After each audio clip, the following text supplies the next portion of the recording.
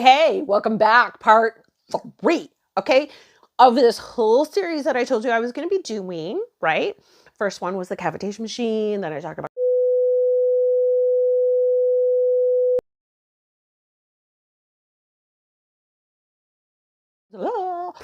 Now I'm talking about Kenosha. I'm talking about my hometown of Kenosha, where the riots were last summer, and Kyle Rittenhouse was here. He has made international news. I want to talk a little bit about that for the reason that I live here. So I want to share this with you. I hope that you will listen to what I have to say with an open heart and an open mind. That's all I'm asking for. Okay.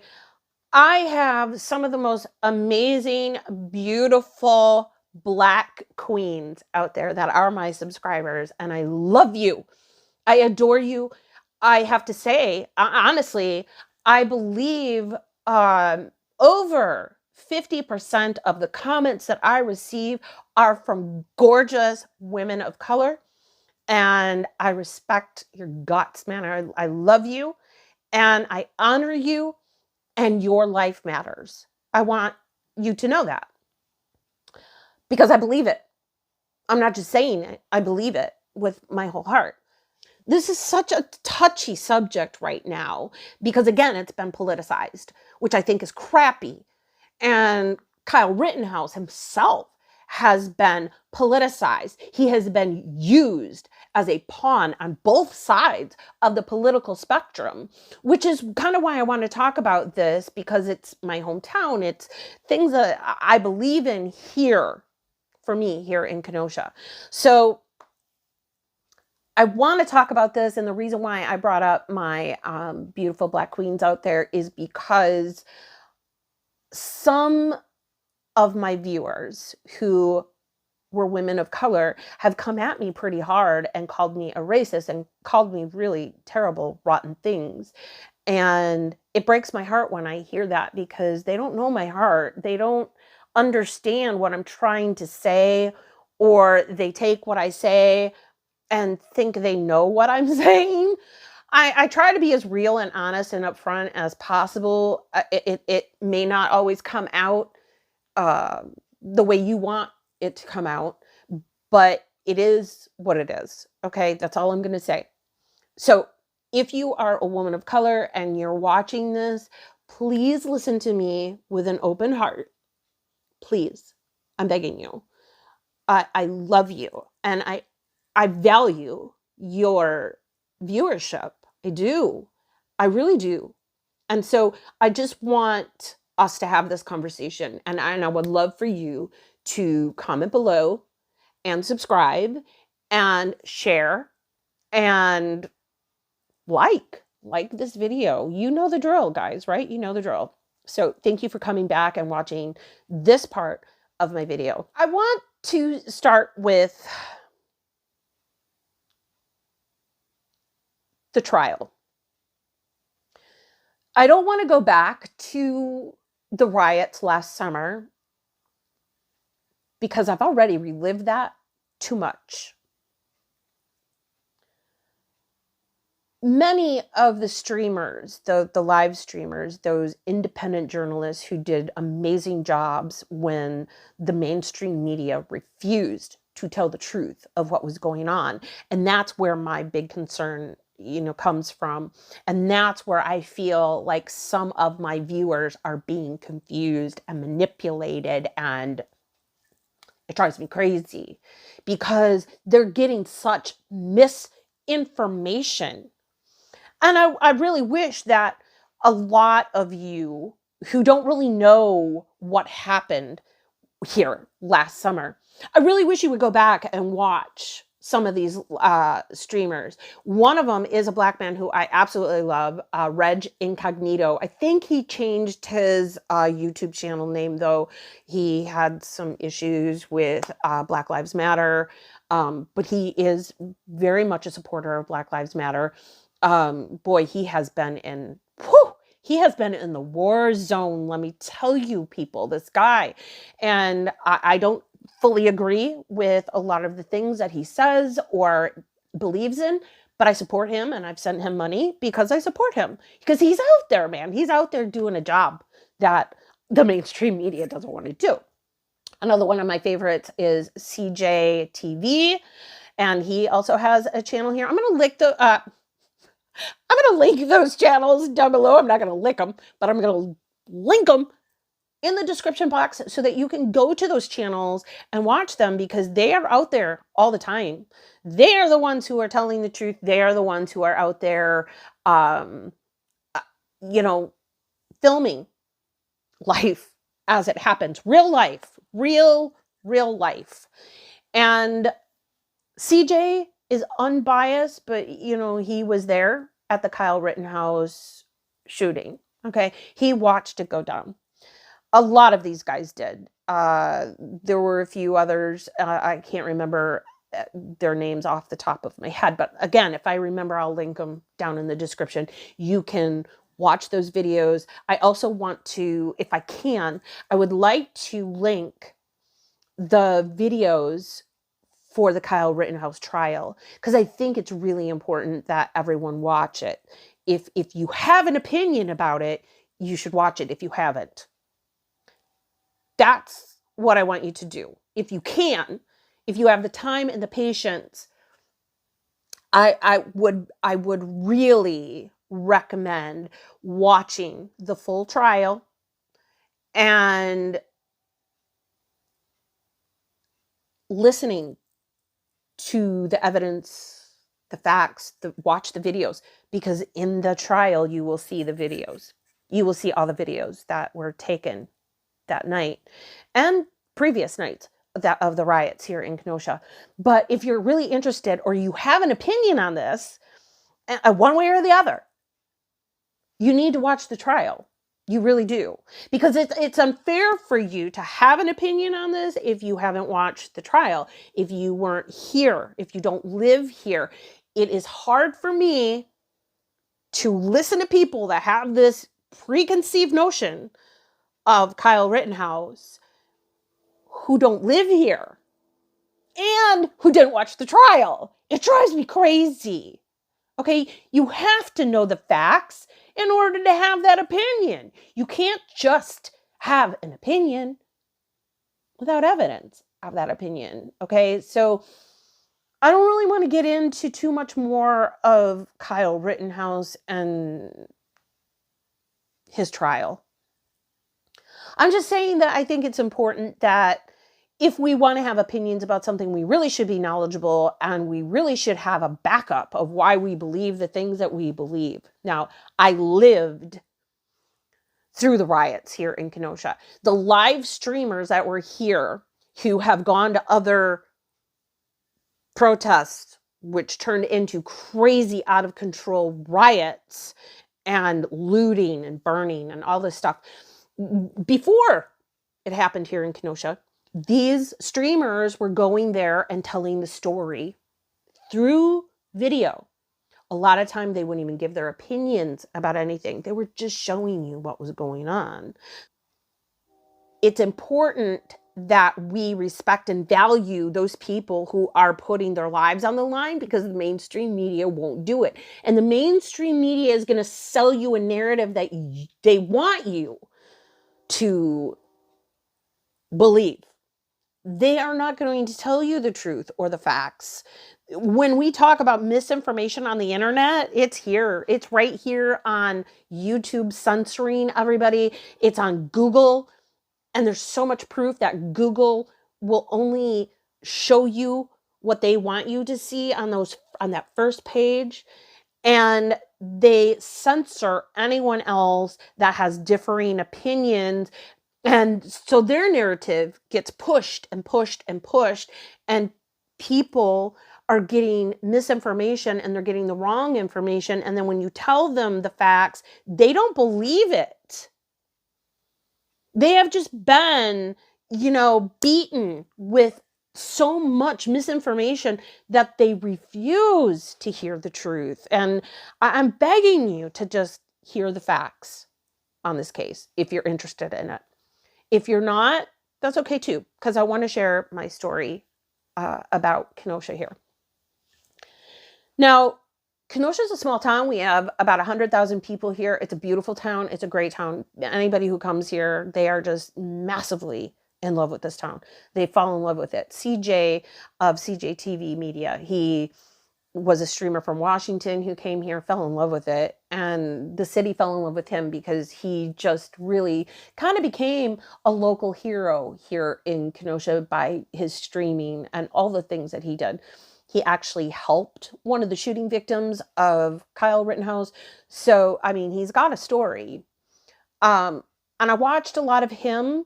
I watched a lot of Rakita Law, I believe. They were streaming it and giving their lawyer opinion. That is kind of where I would recommend that you watch the trial too, is Rakita Law. I'll link that down below because you get lawyers' perspectives on this, okay? I have to take a break because there's a train coming.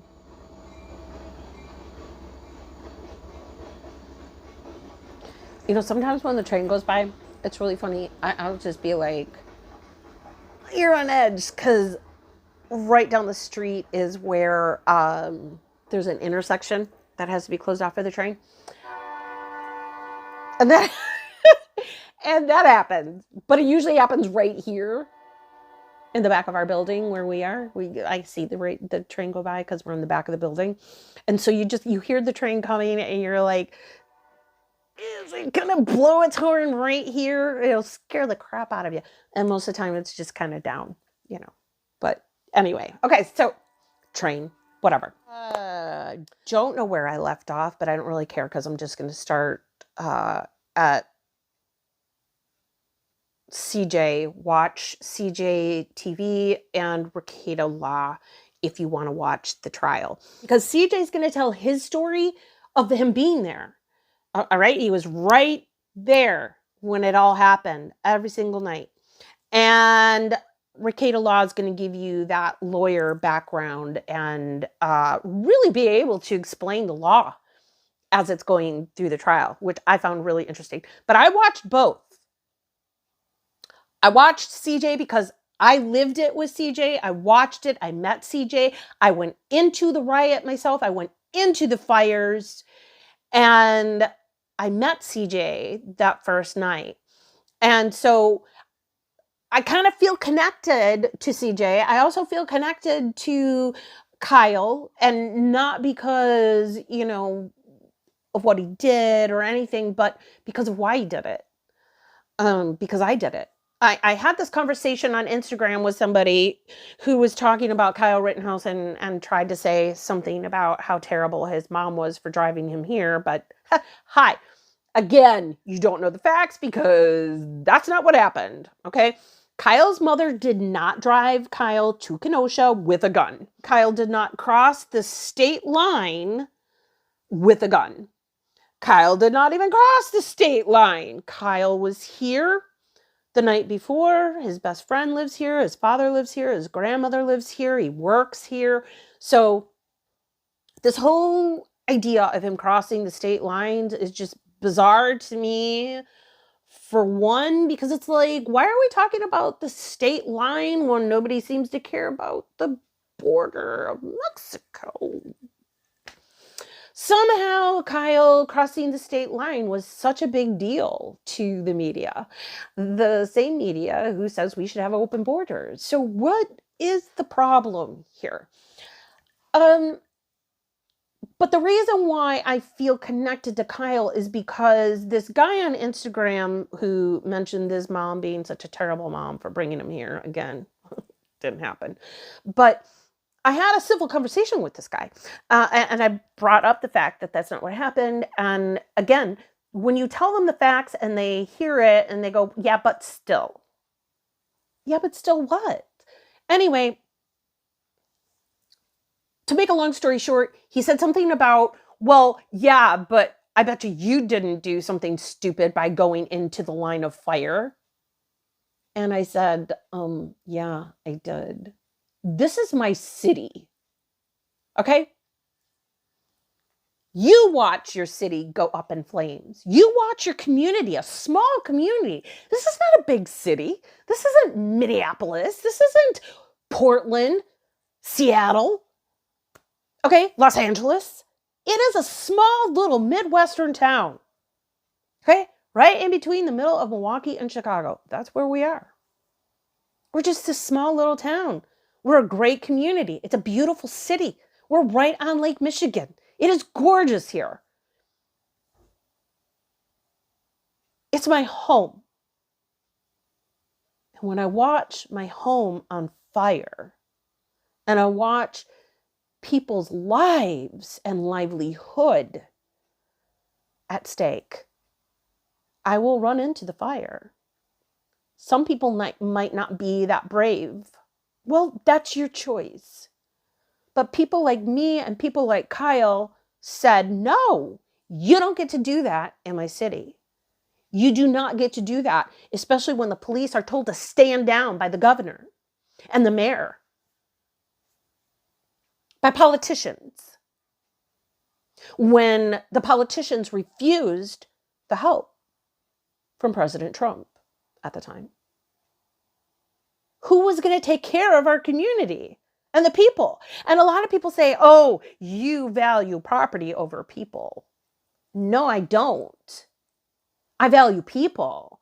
And people owned those businesses for generations. And let's talk about the people, because I care about the people more than I care about the property. Because people's homes were burned down. People's pets were killed. And they were minority owned. They were Black businesses. They were Latino businesses. Those were the ones who got destroyed the worst. There's nothing left of their homes. Nothing. To this day, it's gone. It pisses me off. Because this is an organization, Black Lives Matter, that claims that they are fighting for the Black community. But yet it's the Black community that got burned onto the ground. It's the Black community that lost more than anyone else in the city. They didn't go burn down the rich neighborhood. They didn't go down to the downtown area and burn the nice little restaurants down there and shops. They broke windows, yes. But the place that got destroyed the most is our uptown area, which is one of the lowest income neighborhoods in our city. So our uptown area was a series of blocks of minority-owned businesses, all minority-owned, mind you. They had their own little businesses, their own little, secondhand shops or nail salon or hairdressers or little restaurants and cute little shops, that community would go to and support. And up above those buildings, up above those businesses were homes of Black people, Latino people. It's gone. They're gone forever. So I value the people, okay? I value those people. And my heart breaks for those people. And you may say, oh, really? Well, what did you do to help? You know what I did to help? As I loaded my car with clothes and food and gifts for the children, art supplies and toys for all those families who lost everything in those riots and that mostly peaceful protest. It wasn't a protest. The other thing, too, is everyone talks about Kyle bringing a gun here. Okay. I'm going to tell you that I have been banned from Facebook, which is why you won't see much from me on Facebook. I was banned on Facebook during the trial because someone had said, what's going to happen if he gets acquitted and they go out and riot again? Which we were prepared for this time. It didn't happen, thank God. But we were prepared for it. The city was prepared for it. And we weren't going to let it happen this time. Someone said, what's going to happen? And I said, we'll all become Kyle.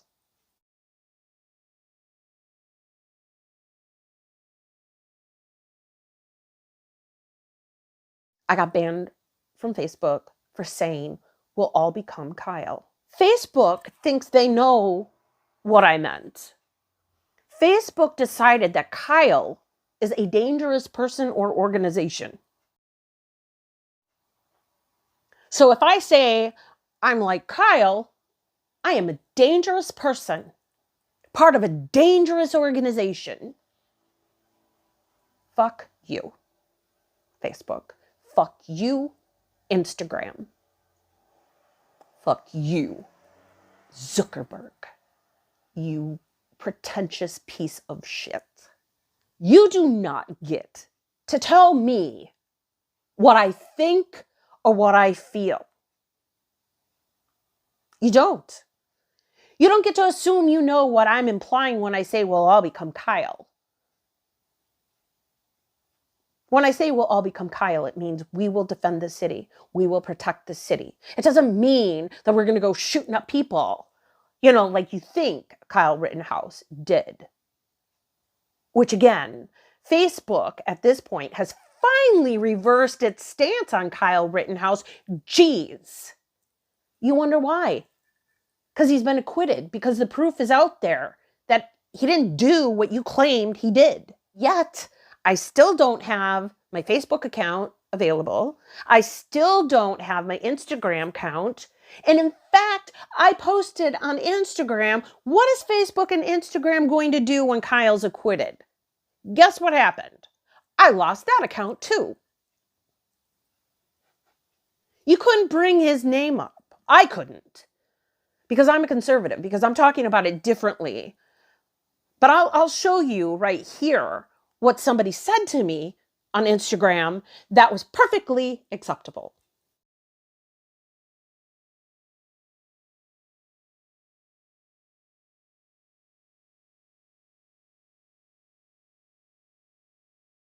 Okay, really?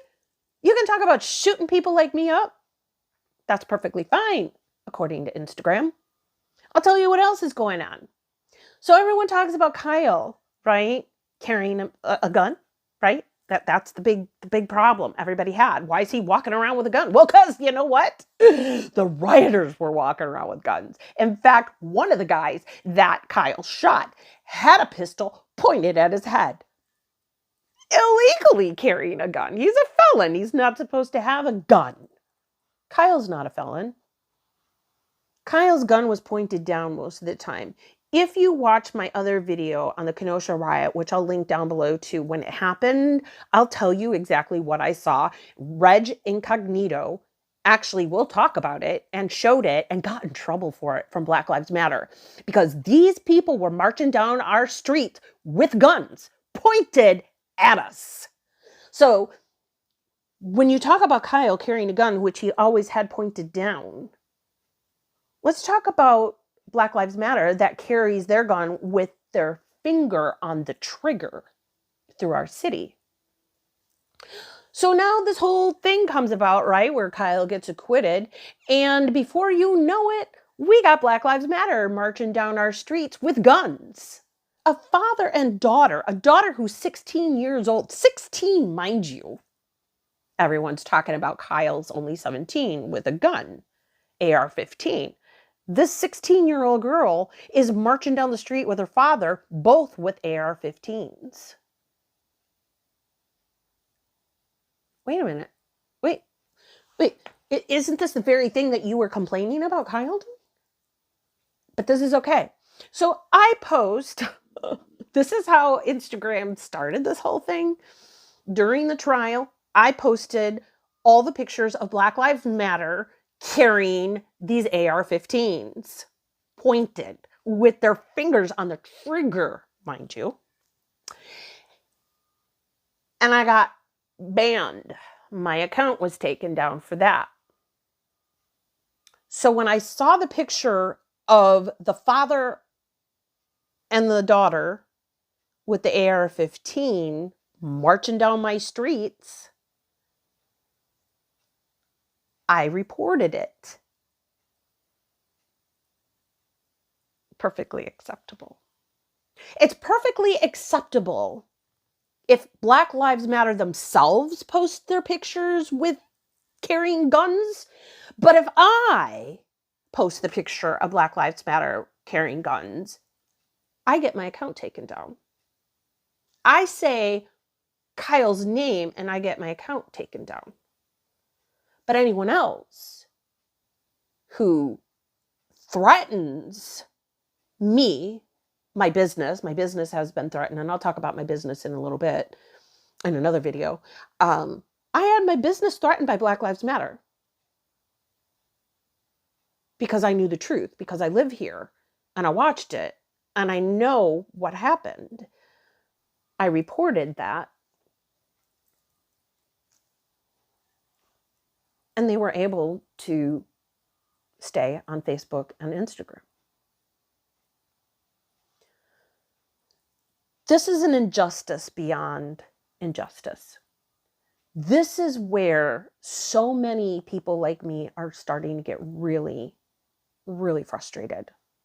We're losing it. We're tired. We're tired of the censorship. We're tired of the one-sided bullcrap. That's all misinformation, while the truth is getting flagged as misinformation. It's getting fact-checked, where memes and jokes are being fact-checked. Where the fact-checkers are lying, and now they're getting caught in them, and they have to go back and apologize. Yes, this is happening on Snopes. Okay? All of your little fact-checkers on Facebook, it's all lies. The truth is being shut down. It's the lies that are being spread as the truth. And that's what's really frustrating for us. And with that being said, I'm going to end this video because I really could go on and I don't want to, because I just feel like it's just a bad vibe, and I'm really trying to move on from the trial. I had COVID during the trial. Originally, I didn't think I had COVID. I thought I was having panic attacks again, because reliving the riots was really, really difficult for me. It was really, really tough. It was really tough for a lot of us who lived it and went through it and watched our city be destroyed by an organization that, by your heart and soul, you really want to support. You do, because we believe Black Lives Matter. We do. I support Black lives. I believe Black Lives Matter. And I believe that there is racism out there. I don't believe that it's what, the media is projecting it to be. I just want healing for the Black community. I want healing for Black and whites to come together and heal together and make a better America for our children. Not a worse one, not a divided one, not a one where we hate who we are and what we are, because we can't control who we are and what color skin we have. We can't control it. And we shouldn't feel guilty about the color of our skin. And we shouldn't say that one skin color is more privileged than the other, because quite frankly, the privilege is with the rich. The privilege is with the politicians. The privilege is with the celebrities who get away with murder, quite literally get away with murder. I'm at a half-hour mark. I'm going to end it there, but I want to tell you that I love you and that I am deeply committed to the healing and the unity of the human race. As viewers, share your love, because you've been doing that with me, and I value it. I value you, and I don't care what your skin color is. I don't. That may sound bad, but I remember a time when that was all you asked us to do. Don't look at me for the color of my skin. Look at me for my character and who I am. And that's what I do. I still do. I don't want to see your skin color. I just don't want to. I want to see the person that you are. So share that with me because I want to know who you are as a person, not as your skin color, because that's how I will come to love you and respect you and honor you. Don't forget to subscribe. Don't forget to comment. Don't forget to like. And hey, watch for the next video. I will be talking about my business. All right, I'll see you then.